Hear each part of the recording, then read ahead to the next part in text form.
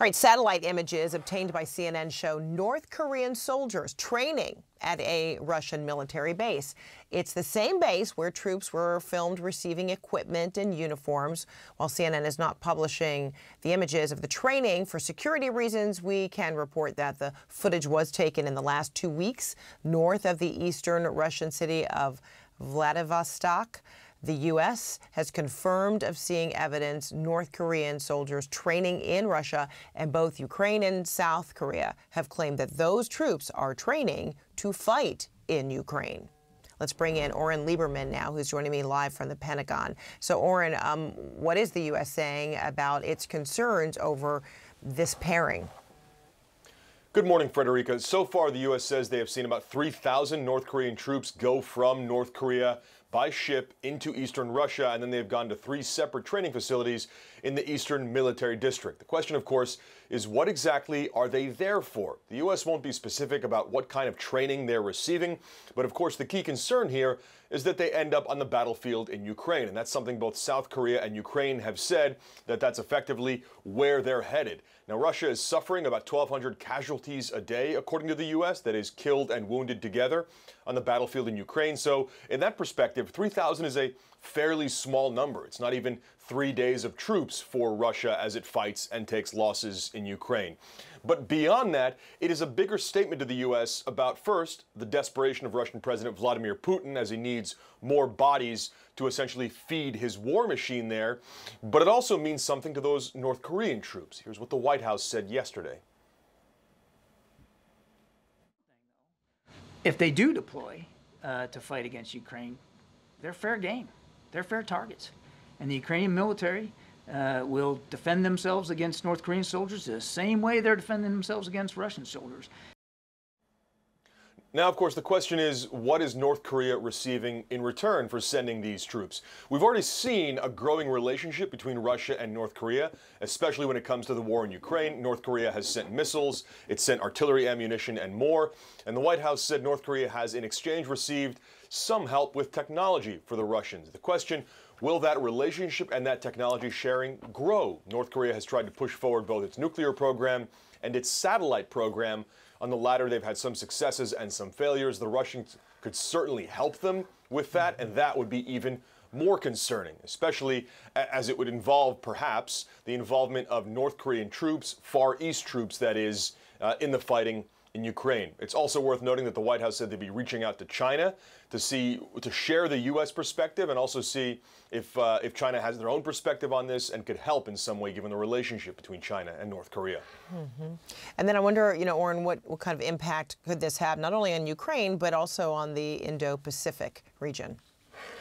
It involves, or rather, it means the war involves another part of the world. Right now, it's Ukraine and Russia fighting there. But if there are North Korean troops there, then it involves South Korea. And South Korea's government has hinted that they might reevaluate the military equipment and weapons they're willing to provide to Ukraine if, in fact, it turns out and they conclude that North Korean troops are fighting on behalf of Russia. So that clearly spreads the war to a different part of the continent. And then, of course, there's the connection with China.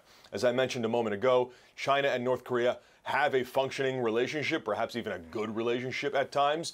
Are they concerned that North Korean troops are fighting on behalf of Russia? That was asked at the White House briefing yesterday, where they put forward this intelligence. The U.S. wouldn't talk about how Russia feels or concludes about this, but again, it's certainly something the U.S. wants to discuss with Russia, with China, that is. Yeah. Okay. Oren Liebermann at the Pentagon. Thank you so much. Now, the US is publicly confirming a move by North Korea that has Western allies on edge. The White House says it's seen evidence that at least 3,000 North Korean troops are currently training at multiple military sites inside Russia. The move has fueled concerns that they intend to take part in Russia's war in Ukraine. If North Korean soldiers do enter into combat, this development would demonstrate Russia's growing desperation in its war against Ukraine.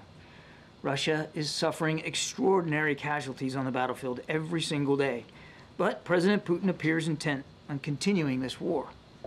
If Russia is indeed forced to turn to North Korea for manpower, this would be a sign of weakness, not strength, on the part of the Kremlin. And more now from senior CNN international correspondent Will Ripley. At this remote Russian military base, a convoy of what appears to be North Korean troops training in a barren, bleak stretch of wilderness deep in Russia's far east. CNN geolocated this video. Sergeyevka Training Ground, near China and North Korea, the front lines of Ukraine more than 4,000 miles away. Ukraine is where South Korean intelligence says these soldiers are going. 1,500 now, as many as 12,000 could be deployed, South Korean media says. Some seen here, supposedly just days ago, getting their Russian military uniforms. The audio muffled. The language sounds like Korean. We can't independently verify this video, provided to CNN by the Ukrainian government. They also shared this, a uniform sizing questionnaire dated last week in both Korean and Russian for hats, headgear, uniforms, and shoes. Why would Kim Jong-un be sending troops to Russia and to Ukraine? So if Russia is successful, then the North Koreans could follow suit, and it could be a very dangerous situation. As Kim Jong-un and Vladimir Putin deepen their anti-U.S., anti-West military partnership, a terrifying scenario, says Ukraine's president. We know about 10,000 soldiers of North Korea that they are preparing to fight against us. And this is the first step to a world war. My delegation does not. At the United Nations, no comment from North Korea.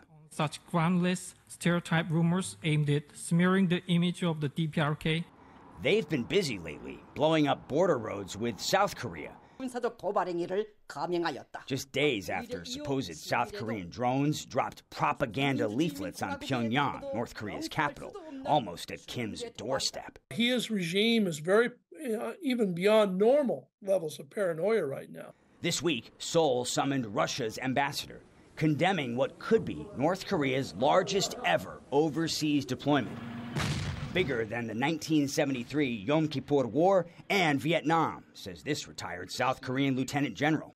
So this could be a real serious problem for the entire world. A problem compounded by a massive influx of North Korean weapons into Russia.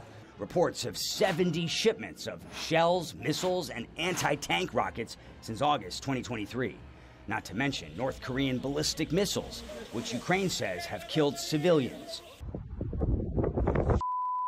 including children. Will Ripley, CNN, Taipei.